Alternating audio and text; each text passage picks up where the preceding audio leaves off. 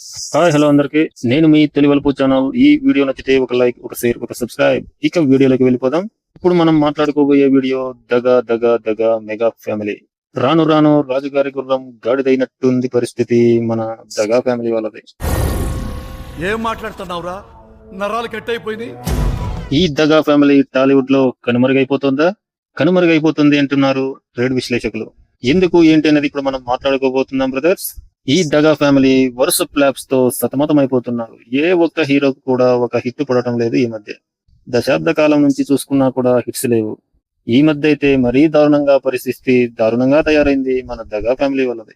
ఒక పక్క నాగబాబు బుస్సంకులు కొడుకు కానివ్వండి, మన నాగబుస్సు తాత కొడుక్కి హిట్ వచ్చి దశాబ్ద కాలం అయింది. వరుస ఫ్లాప్స్ తో సినిమా చెయ్యాలా వద్దా అని సతమతం అయిపోతున్నాడు పాపం. చేస్తే ఒక బాధ, చేయకంటే ఒక బాధ. చేస్తే ఆస్తులు అమ్ముకోవాలి, చెయ్యకన్నా ఆస్తులు అమ్ముకోవాలి అని లబోదిబో అని అంటున్నారు ట్రేడ్ విశ్లేషకులు. ఇక మన సాయితేజ అంకులం అయితే చేసిన సినిమాలన్నీ అట్రప్లాప్లై కూర్చుంటున్నాయి. సినిమాలు చెయ్యాలా వద్దా అనే డైలమాలో పడిపోయాడు మన అంకులం. చేసిన సినిమాలు బయ్యర్లు కొనక, డిస్ట్రిబ్యూటర్లు కొనక అధ్వానం అని అంటున్నారు ట్రేడ్ విశ్లేషకులు. ఇక పవన్ కళ్యాణ్ గారి గురించి చెబితే రాజకీయాల్లో అయితే ఓకే గాని సినిమాలు ఎందుకు చేస్తున్నారయ్యా బాబు అని తలలు పట్టుకుంటున్నారు ట్రేడ్ విశ్లేషకులు. చేసిన ప్రతి సినిమా ఓవర్ బిల్డప్లతోన ఓవర్ హైప్ పెట్టేసి అభిమానుల్ని సంకనాకిచ్చేస్తున్నారు అని, ఆస్తులు అమ్ముకునే రేంజ్ లో టికెట్ల రేట్లు పెట్టి అభిమానుల్ని శాంతం నాకిచ్చేస్తున్నారంట అంటున్నారు సినీ విశ్లేషకులు. అంటే చేసిన ప్రతి సినిమా అస్సాంలో ల్యాండ్ అయిపోతూ కొన్నవారికి కన్నీళ్లు పెట్టిస్తున్నాయంట పాపం. ఎవరితో చెప్పుకోవాలో, ఎక్కడ చెప్పుకోవాలో తెలియక లబోదిబోమని ఏడుస్తున్నారు అంటున్నారు సినీ విశ్లేషకులు. ఇక మన రామ్ చరణ్ అంగులైతే పేరు గొప్ప ఊరు దిబ్బ అన్నట్టుగా తయారైంది పరిస్థితి. RRR మూవీలో మన ఎన్టీఆర్ గారితో చేసి సైడ్ హీరోగా చేసి ఏదో అట్లా సైడ్ మార్కులు కొట్టేశాడు మన రామ్ చరణ్ అంగులు.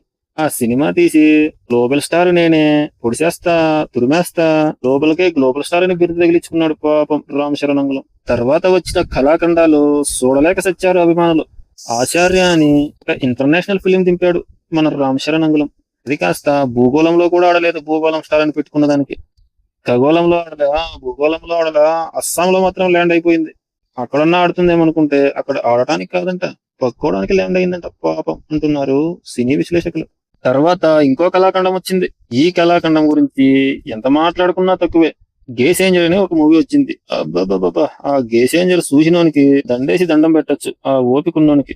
ఈ ఇంటర్వెల్ లోనే సగం మంది బయటకు వచ్చేసారు ఆ సినిమా చూసి. అంటే అర్థం చేసుకోండి ఆ సినిమా ఎలా ఉందో. ఆ దెబ్బతో ఖగోళం స్టార్ కాస్త తీసేసి మళ్ళీ power star Ram Charan power star గోసి స్టార్ అని మళ్ళీ తగిలించుకున్నాడు పాపం. గ్లోబల్ స్టార్ అంటే వర్కౌట్ అయ్యేటిగా లేదని మళ్ళా మెగా పవర్ స్టార్ అని పెట్టుకున్నాడు మన రామ్ చరణ్ అంగుల్. ఏదో విధంగా హిట్ కొట్టేశామని చెప్పుకోవడానికి పేకి పోస్టర్లు దింపేశాడు మన రామ్ చరణ్ అంగులం. మొదటి రోజు 50 కోట్లు వస్తే 183 కోట్ల పోస్టర్ వేసుకుని ఎర్రిపప్పు అయిపోయాడు. మన కల్లే కాదండో, వరల్డ్ కదా, గ్లోబల్ స్టార్ కదా, గ్లోబల్ మొత్తం ఎర్రిపప్పు అయిపోయాడు అంటున్నారు ట్రేడ్ విశ్లేషకులు. ఆ దెబ్బతో గ్లోబల్ లో కూడా ఎర్రిపప్పు అయిపోయామనుకుని ఇక మనకు గ్లోబల్ స్టార్ వద్దురా బాబోయ్ అని పవరంగలం స్టార్ పెట్టుకున్నాడు. ఇక హిట్ వచ్చేది లేదు, పోయేది లేదు. ఇక ఈ దగా ఫ్యామిలీలో షెటికెళ్ళిపోయారు. ఇక మన లాస్ట్ అండ్ ఫైనల్ చిరంజీవి తాత గురించి ఎంత చెప్పుకున్నా తక్కువే. వరుస అట్రప్లాప్ డిజాస్టర్లతో డబల్ హ్యాట్రిక్లు కొట్టాడు ఈ మధ్య చిరంజీవి తాత. కానీ వాటిని కూడా మన దగా ఫేక్ పోస్టర్లతో నింపేసి మేము ఎంత కలెక్షన్లు చేశాము అని రుద్దుడు ఎక్కువైపోయి రక్తాలు వచ్చాయంట పాపం అంటున్నారు ట్రేడ్ విశ్లేషకులు. అప్పుడెప్పుడో ఖైదీ నెంబర్ 150తో వచ్చాడు మన చిరంజీవి తాత. ఆ సినిమా ఏదో డబ్బింగ్ వల్ల, తమిళ నుంచి అద్దెకి తెచ్చుకున్న ఆ సినిమా వల్ల, వినాయక్ వల్ల ఏదో ఆ సినిమా అట్లా గట్టెక్కిపోయింది. తర్వాత వచ్చిన కళాఖండాలన్నీ మామూలువి కాదుగా. అందుకే మన తాతకు కట్టికి బదులు ఇంకొక హీరోనిచ్చి పంపించారులే సినిమాల్లో. ఆ సినిమాలు ఏదో ఆడితే వాటికి కూడా ఫేక్ పోస్టర్స్ దింపేసి మా రికార్డులు పగిలిపోయాయి అంటాడు మన చిరంజీవి తాత. న్యాచురల్ గా చెప్పుకుంటే ఆ సినిమా కూడా అంతంత మాత్రమే. ఏదో ఇంకో హీరో అలా కాపాడుతున్నాడు మన చిరంజీవి తాతను. అప్పుడప్పుడు గోలాశంకర్ అనే ఒక కళాఖండం తీశాడు మన చిరంజీవి తాత. ఆ కళాఖండం గురించి ఎంత చెప్పుకున్నా తనివి తీరదు. పగల చూస్తే పొగలే కళ్ళేకొచ్చేలా ఉంటుంది ఆ సినిమా. ఇక ఇంకొక సినిమా గాడ్ ఫాదర్ తీశాడు. ఆ గాడ్ ఫాదర్ లో ఆ యాక్టింగ్ చూస్తే, ఆ బాత్రూమ్ వచ్చే ఎక్స్ప్రెషన్స్ చూడలేక వచ్చారు మన జనాలు. అది అట్లా పై కూర్చుంది. ఇక మన నచ్చిన అనిల్ రావుపూడినయ్య కుళ్ళు కామెడీ క్రింజి కామెడీతో ఒక సినిమా తీశాడు. దానికి 100 కోట్లు కూడా రాకనే 200 300 అని పోస్టర్లు ఫేక్ పోస్టర్లు దింపుకొని మేము రికార్డులు కొట్టేశాము అని గీక్కున్నారు పాపం. గీకి రక్తాలు వచ్చాయి కానీ సినిమాకి మాత్రం డబ్బులు రాలేదు అంటున్నారు సినీ విశ్లేషకులు. ఇప్పుడు కూడా ఫేక్ రివ్యూలతో ఫేక్ పోస్టర్లతో దింపేసుకోవాలని చూస్తున్నారు. ఒక టీజర్ వచ్చినా ఒక ట్రైలర్ వచ్చినా వీటికి కూడా ఫేక్ వీస్ వేసుకుంటున్నారంటే ఇంత దారుణమైన దగా ఫ్యామిలీ ఎక్కడా ఉండదబ్బా అని నెత్తినోరు కొట్టుకుంటున్నారు ట్రేడ్ విశ్లేషకులు. మన చిరంజీవి తాతకి సింగిల్ హీరోగా హిట్ వచ్చి దశాబ్ద కాలం దాటిపోయింది. ఇక సింగిల్ హీరోగా సినిమాలు వస్తే జాస్టర్లే కదా.